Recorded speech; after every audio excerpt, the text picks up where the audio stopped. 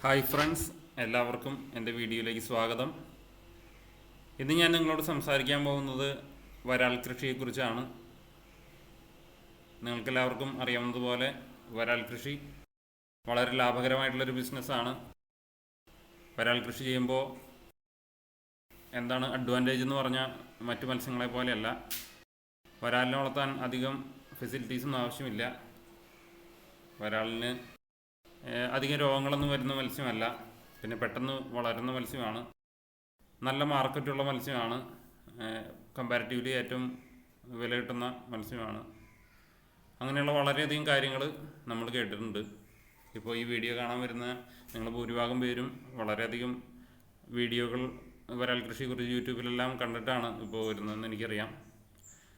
ഞാൻ ഇതുപോലെ തന്നെ കുറച്ച് നാളുകൾക്ക് മുമ്പ്, ഏകദേശം ഒരു 4 മാസം മുമ്പ് വരാൽ കൃഷിയെക്കുറിച്ച് കേട്ട് യൂട്യൂബിലെല്ലാം വളരെയധികം വീഡിയോകൾ കണ്ട് വരാൽ കൃഷി ചെയ്യാമെന്ന് തീരുമാനിച്ച ഒരാളാണ് ഞാൻ.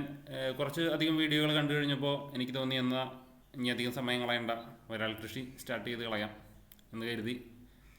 പിന്നെ കുറച്ച് വീഡിയോകൾ കൂടി കണ്ടപ്പോൾ ഞാൻ കരുതി, എന്നാൽ പെട്ടെന്ന് സ്റ്റാർട്ട് ചെയ്യണ്ട, ഒരു പരീക്ഷണാടിസ്ഥാനത്തിൽ കുറച്ച് കൃഷി ചെയ്ത് നോക്കിയിട്ട് സക്സസ്ഫുൾ ആണെന്നുണ്ടെങ്കിൽ നമുക്ക് ലാർജ് സ്കെയിലിൽ ചെയ്യാമല്ലോ, അങ്ങനെ കരുതി. അപ്പോൾ ഞാൻ ഒരു 100 മത്സ്യക്കുഞ്ഞുങ്ങളെ മേടിച്ചു. എൻ്റെ കയ്യിലൊരു 500 ലിറ്ററിൻ്റെ കപ്പാസിറ്റിയുള്ള 3 ചെറിയ ടാങ്കുകളുണ്ട്. അപ്പോൾ ഞാൻ ഇതിനു മുൻപ്, കുറച്ച് നാളുകൾക്ക് മുൻപെല്ലാം ഞാൻ മത്സ്യകൃഷി ചെയ്തിട്ടുള്ള ആളാണ്. അതായത് പിലോപ്പി, പിന്നെ മുഷി പോലെയുള്ള മത്സ്യങ്ങളൊക്കെ വളർത്തി നോക്കിയിട്ടുണ്ട്. അതെല്ലാം വലിയ ലാർജ് സ്കെയിലല്ല, നമ്മുടെ വീട്ടാവശ്യത്തിനാണ് എന്നുണ്ടെങ്കിലും അതെല്ലാം സക്സസ്ഫുള്ളായിരുന്നു. അപ്പോൾ ആ ഒരു കാഴ്ചപ്പാടിൽ തന്നെ ഞാൻ വരാൽ കൃഷിയും കൂടി ഒന്ന് ചെയ്തു നോക്കാമെന്ന് കരുതി. അങ്ങനെ മത്സ്യങ്ങളെ വാങ്ങി ഈ 500 ലിറ്റർ കപ്പാസിറ്റിയുള്ള 3 ടാങ്കുകളിലായിട്ട് നിക്ഷേപിച്ചു. ഇപ്പോൾ 4 മാസം പ്രായമുണ്ട് മത്സ്യങ്ങൾക്ക്. അതിനെക്കുറിച്ചുള്ള ഡീറ്റെയിലാണ് ഇനി ഞാൻ നിങ്ങളോട് പറയാൻ പോകുന്നത്. ഈ കാണുന്നത് നമ്മൾ 4 മാസം മുൻപ് വാങ്ങിയ മത്സ്യങ്ങളാണ്. ഏകദേശം 100 മത്സ്യക്കുഞ്ഞുങ്ങളാണ് ഉള്ളത്. അപ്പോൾ നിങ്ങൾക്ക് കാണാം, പല വലിപ്പത്തിലുള്ള മത്സ്യങ്ങളാണ്. അതായത് ഏകദേശം 4 ഇഞ്ച് വരെ വലിപ്പമുള്ള കുഞ്ഞുങ്ങളാണ്. അതിൽ ചെറിയ കുഞ്ഞുങ്ങളുമുണ്ട്, അതിൽ കുറച്ച് വലിപ്പം കൂടിയ കുഞ്ഞുങ്ങളുമുണ്ട്. അങ്ങനെ 100 കുഞ്ഞുങ്ങളാണ് ഞാൻ വാങ്ങിയത്. അപ്പോൾ ഇത് കൊണ്ടുവന്നിട്ട് ഒരു ടാങ്കിൽ ഇട്ടിട്ടുള്ള വീഡിയോ ആണ് ഇപ്പോൾ നിങ്ങൾ കാണുന്നത്. അപ്പോൾ ഈ കുഞ്ഞുങ്ങളെ ഞാൻ 3 ടാങ്കുകളിലായിട്ട് ആണ് വളർത്തിയത്. ഇപ്പോഴത്തെ വലിപ്പമാണ് ഈ കാണുന്നത്. ഇപ്പോൾ നമ്മളുടെ മത്സ്യങ്ങൾ ഏകദേശം കണ്ടോ, ഇതാണ് ഏറ്റവും വലിപ്പമുള്ള മത്സ്യങ്ങളാണ് ഇപ്പോൾ കാണുന്നത്. ഞാൻ 3 ടാങ്കിൽ വലിപ്പം അനുസരിച്ച് അതിനുശേഷം തിരിച്ചിട്ടപ്പോൾ ഏറ്റവും വലിപ്പമുള്ള 4 മാസങ്ങൾക്ക് ശേഷം വലിപ്പമുള്ള കുഞ്ഞുങ്ങൾ. ഇനി കാണുന്നത് ഈ ടാങ്കിലെ കുഞ്ഞുങ്ങളാണ്. കുറച്ചുകൂടി വലിപ്പം കുറഞ്ഞ കുഞ്ഞുങ്ങളാണ്. അപ്പോൾ ഈ കുഞ്ഞുങ്ങൾ ഇപ്പോൾ ചിലതിന് വലിപ്പം വെച്ചിട്ടുണ്ട്, ചിലത് തീരെ കുഞ്ഞായിട്ടുള്ള കുഞ്ഞുങ്ങളുമുണ്ട് ഈ ടാങ്കിൽ കാണാം. അപ്പോൾ ഇതാണ് ഇപ്പോൾ 4 മാസത്തിന് ശേഷമുള്ള ഇച്ചിരി വലിപ്പം കുറഞ്ഞിട്ടുള്ള കുഞ്ഞുങ്ങളാണ് ഈ കാണുന്ന കുഞ്ഞുങ്ങൾ. അപ്പോൾ നമ്മളിങ്ങനെ 3 ടാങ്കുകളിലായിട്ടാണ് വെച്ചിട്ടുള്ളത്. ഇനിയൊരു ടാങ്ക് കൂടി ഉണ്ട്. അപ്പോൾ ഇത് 4 മാസം കഴിഞ്ഞപ്പോൾ ഈ വലിപ്പത്തിലാണ് നമുക്ക് കുഞ്ഞുങ്ങളെ കിട്ടിയിട്ടുള്ളത്. അപ്പോൾ ഏറ്റവും വലിപ്പമുള്ള കുഞ്ഞുങ്ങൾ ആണ് ഈ ടാങ്കിലുള്ള ഈ വലിപ്പമുള്ള കുഞ്ഞുങ്ങൾ. അപ്പോൾ ഈ കുഞ്ഞുങ്ങളെന്ന് നമ്മൾ വെള്ളം ചേഞ്ച് ചെയ്യുന്ന നേരത്ത് എല്ലാത്തിനെയും ഒന്ന് വെയിറ്റൊക്കെ ചെക്ക് ചെയ്യാമെന്ന് കരുതി എല്ലാത്തിനെയും ഒരുമിച്ചെടുത്തിട്ട് ഞാൻ വെയിറ്റെല്ലാം ചെക്ക് ചെയ്ത് നോക്കി. അപ്പോൾ ഇതിൽ 10 മീനുകളാണ് ഇപ്പോൾ ഉള്ളത്. ഏറ്റവും വലിപ്പമുള്ള 10 മത്സ്യങ്ങളെയാണ് ഈ ടാങ്കിൽ ഉള്ളത്. അപ്പോൾ അതിൻ്റെ സൈസും കാര്യങ്ങളൊക്കെ ഞാനിപ്പോൾ വഴിയെ പറയാം. അപ്പോൾ പിന്നെ നമ്മുടെ 3ാമത്തെ ടാങ്ക് ഒന്ന് കാണാം. ഇതാണ് നമ്മുടെ 3ാമത്തെ ടാങ്ക്. ഈ ടാങ്കിലുള്ളതും അധികം വലിപ്പം വെച്ചിട്ടുള്ള മത്സ്യങ്ങളല്ല. പക്ഷേ ഇപ്പോൾ ചിലതെല്ലാം വലിപ്പം കൂടിയതും കുറച്ച് വലിപ്പം കുറഞ്ഞ കുഞ്ഞുങ്ങളും ഒക്കെ ആയിട്ട് കുറച്ച് നാളായി ഇതിപ്പോൾ ചേഞ്ച് ചെയ്തിട്ടിട്ട്. അപ്പോൾ ചിലതെല്ലാം വലിപ്പം കൂടിയിട്ടുണ്ട്, ചിലതെല്ലാം വലിയ സൈസ് വയ്ക്കാതെ ചെറുതായിട്ട് തന്നെ ഇരിക്കുന്നുണ്ട്. അതുകൊണ്ട് മത്സ്യം തീറ്റെടുക്കുന്നതും എല്ലാം അനുസരിച്ച് ആണെന്ന് കരുതുന്നു. അപ്പോൾ എനിക്ക് നിങ്ങളോട് പറയാനുള്ളത്, നിങ്ങളെല്ലാവരും ഇപ്പോൾ ഈ വീഡിയോ കാണുന്ന എല്ലാവരും തന്നെ ചിലപ്പോൾ മത്സ്യകൃഷി ചെയ്യാൻ താല്പര്യമുള്ള ആളുകളായിരിക്കാം. അപ്പോൾ എൻ്റെ ഒരു എക്സ്പീരിയൻസിൽ നിന്ന് നിങ്ങൾക്ക് ഷെയർ ചെയ്യാനുള്ളത്, ഞാൻ വീഡിയോകളിൽ കണ്ടിട്ടുണ്ടായിരുന്നു, നമ്മൾ അധികം മത്സ്യങ്ങളെ ചെറിയ ടാങ്കുകളിൽ ഇടരുത്, സ്പേസ് അത്യാവശ്യമാണ് എന്നുള്ള കാര്യങ്ങളൊക്കെ ഞാൻ കണ്ടിട്ടുണ്ടായിരുന്നു. അപ്പോൾ ഞാൻ വരാൽ കൃഷി ലാഭകരമല്ല എന്നല്ല ഞാൻ പറയുന്നത്. ഇതിൻ്റെ കുറച്ച് കാര്യങ്ങൾ നമ്മൾ വളരെ ഇമ്പോർട്ടൻ്റ് ആയിട്ട് ശ്രദ്ധിക്കേണ്ട കാര്യങ്ങളുണ്ട്. അതായത് ഇതിൻ്റെ സ്പേസ്, ഇതിനാവശ്യമുള്ള സ്പേസ് വേണ്ടത് വളരെ ഇമ്പോർട്ടൻ്റ് ആണ്. അത് എൻ്റെ ഈ നിരീക്ഷണത്തിൽ നിന്ന് എനിക്ക് മനസ്സിലായതാണ്. അതായത് ഈ വലിപ്പമുള്ള മത്സ്യങ്ങൾ, ഇപ്പോൾ ഞാൻ 10 മത്സ്യങ്ങളെ ഇതിലേക്ക് ചേഞ്ച് ചെയ്തിട്ടു. എന്നാൽ ചില മത്സ്യങ്ങൾ അത്ര വലിപ്പമുള്ളതായിരുന്നില്ല. പക്ഷെ ഇപ്പോൾ നമുക്ക് ചെക്ക് ചെയ്യുമ്പോൾ അറിയാം, ഏകദേശം ഒരേ വലിപ്പമുള്ള എല്ലാ മത്സ്യങ്ങളും ഇരിക്കുന്നത്. അതായത് മത്സ്യങ്ങൾക്ക് ആവശ്യത്തിന് സ്പേസ് ഉണ്ടെങ്കിൽ ഇതുങ്ങൾക്ക് വളർച്ച വളരെ കൂടുതലായിരിക്കും എന്നുള്ളതിന് തെളിവാണ് ആ മത്സ്യങ്ങളുടെ വലിപ്പം.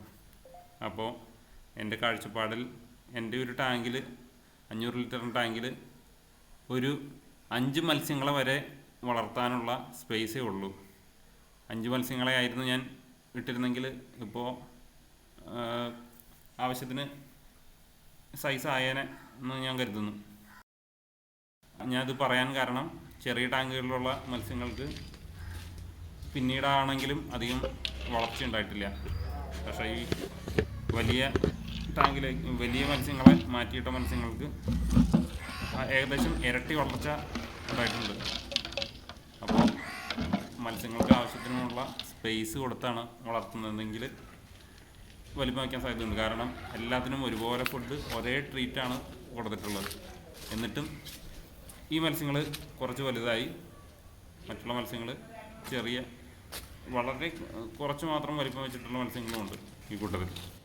അപ്പോൾ അതൊരു ഇമ്പോർട്ടൻ്റ് കാര്യമാണ്. അതുപോലെ തന്നെ മത്സ്യങ്ങളുടെ പരിചരണം, വരാലുകൾക്ക് യാതൊരു അസുഖങ്ങളും വരുന്നില്ല എന്ന് പറയാൻ സാധിക്കില്ല. കാരണം എനിക്ക് 100 മത്സ്യങ്ങളുണ്ടായിരുന്നതിൽ ഇപ്പോൾ ഞാൻ കൗണ്ട് ചെയ്ത് നോക്കിയിട്ട് ഒരു ടാങ്കിൽ വലിപ്പമുള്ള മത്സ്യങ്ങൾ 10 എണ്ണം, വേറെ ടാങ്കിൽ ഏകദേശം 20 മത്സ്യങ്ങൾ, മറ്റൊരു ടാങ്കിലുള്ളതും 10 മത്സ്യങ്ങളാണ്. അപ്പോൾ ടോട്ടൽ 40 മത്സ്യങ്ങളെ ബാലൻസ് ഉള്ളൂ. 100 എണ്ണം വാങ്ങിയതിൽ ബാലൻസ് 60 മത്സ്യങ്ങളും ഓൾറെഡി ചത്തുപോയിട്ടുണ്ട്. അല്ലാതെ ഞാൻ മറ്റൊന്നിനും ഉപയോഗിച്ചതല്ല. അതിന് കാരണം തുടക്കത്തിൽ കുറച്ച് മത്സ്യങ്ങളെല്ലാം ഏകദേശം 20 മത്സ്യങ്ങൾക്കടുത്ത് തന്നെ ഞാൻ വെള്ളം ചേഞ്ച് ചെയ്യാൻ നേരത്ത് ഞാൻ വാൽവ് ഫിറ്റ് ചെയ്തിട്ടുള്ള ടാങ്കുകളാണ്. അപ്പോൾ വാൽവ് തുറക്കുമ്പോൾ ചിലത് വാൽവിൻ്റെ അകത്ത് ആക്കപ്പെട്ടിട്ട് ചത്തുപോയിട്ടുണ്ട്. ബാക്കി ചത്തുപോയിട്ടുള്ള ഭൂരിഭാഗം മത്സ്യങ്ങളും രോഗം വന്നിട്ട് ചത്തുപോയിട്ടുള്ളതാണ്. ഞാൻ രോഗം വരാതിരിക്കാനുള്ള മരുന്നും അങ്ങനെയുള്ള കാര്യങ്ങൾ, ഉപ്പ് പരീക്ഷിച്ച് നോക്കിയിട്ടുണ്ട്, മറ്റ് രോഗം വരാതിരിക്കാനുള്ള മരുന്നുകൾ പരീക്ഷിച്ച് നോക്കിയിട്ടുണ്ട്. ഫലപ്രദമായിട്ട് തോന്നിയിട്ടുണ്ട്. ഉപ്പിനേക്കാളും കൂടുതൽ മരുന്നുകൾ പരീക്ഷിച്ചിട്ടുണ്ട്.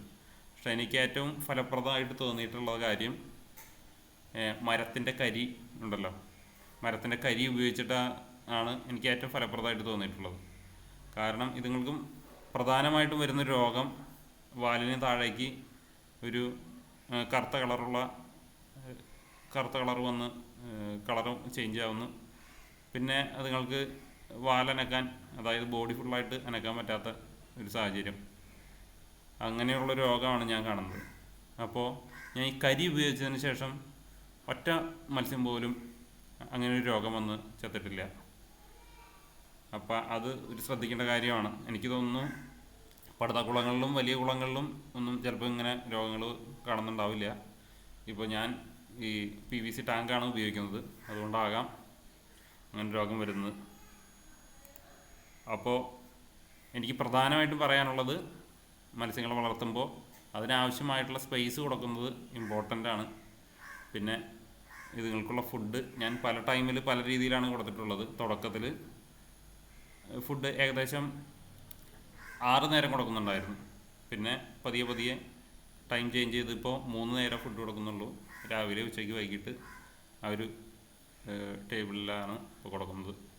പിന്നെ അതുങ്ങൾക്ക് ആവശ്യത്തിന് ഫുഡ്, അതുങ്ങൾക്ക് ഞാൻ സമയമെടുത്ത് ആണ് ഫുഡ് കൊടുക്കുന്നത്. കുറച്ച് ഫുഡ് കൊടുത്ത് എല്ലാം കഴിക്കുന്നുണ്ടോ എന്ന് നോക്കി അധികം വേസ്റ്റ് വരാത്ത രീതിയിലാണ് ചെയ്യുന്നത്. കാരണം ചെറിയ ടാങ്കുകളായതുകൊണ്ട് വേസ്റ്റ് കിടന്നാൽ പെട്ടെന്ന് അസുഖങ്ങൾ വരാനുള്ള ചാൻസ് ഉണ്ട്. അപ്പോൾ എൻ്റെ നിരീക്ഷണത്തിൽ നിന്ന് കൂടുതലായിട്ട് എനിക്ക് മനസ്സിലായത് ഇതിൻ്റെ സ്പേസും 15 മീനിടേണ്ട സ്ഥാനത്താണ് ഞാൻ 100 മീൻ ഇട്ടത്. അതുകൊണ്ട് ഉള്ളൊരു പ്രശ്നം. അപ്പോൾ ഞാൻ ഈ 10 മീനുകളെ, ഏറ്റവും വലിപ്പമുള്ള 10 മീനുകളെ ഞാൻ ഇന്ന് തൂക്കി നോക്കിയത്. അതിൻ്റെ റിസൾട്ട് എന്ന് പറഞ്ഞാൽ 10 മീനുകളും കൂടി 1 കിലോ 100 ഗ്രാമേ ഉള്ളൂ. 10 മീനുകളും കൂടി. അപ്പോൾ അത്രയ്ക്ക് വെയിറ്റ് കുറവാണ് എനിക്ക് കിട്ടിയിട്ടുള്ളത്. 4 മാസം കൊണ്ടാണ് കേട്ടോ. 4 മാസം കൊണ്ട് 250 ഗ്രാം മുതൽ മുകളിലേക്ക് കിട്ടിയിട്ടുള്ള ആളുകളുണ്ടെന്ന് പറയുന്നു. 4 മാസത്തിനുള്ള വെയിറ്റ് ഇതാണ്. അപ്പോൾ നിങ്ങൾ വളർത്തുമ്പോഴാണെങ്കിലും ഈ സ്പേസ് വളരെ ഇമ്പോർട്ടൻ്റ് ആണ്. വെറുതെ നിങ്ങൾ കാശ് കളയേണ്ട കാര്യമില്ല. പ്രത്യേകിച്ച് ലാർജ് സ്കെയിലിൽ ഇൻവെസ്റ്റ്മെൻറ്റ് നടത്തി ചെയ്യുന്ന ആളുകളെല്ലാം വെറുതെ കാശ് കളയാതെ ഈ ഒരു കാര്യങ്ങൾ ശ്രദ്ധിച്ചിട്ടുണ്ടെങ്കിൽ, ഇപ്പോൾ സ്പേസ് ഉള്ള സമയത്താണെങ്കിൽ ഞാൻ കൊടുത്തിട്ടുള്ള പകുതി ഫുഡ് പോലും വേണ്ട ഇതുങ്ങളെ വളർത്താൻ. ഇതിലധികം വെയിറ്റ് ആവാനുള്ള സാധ്യതയുണ്ട്.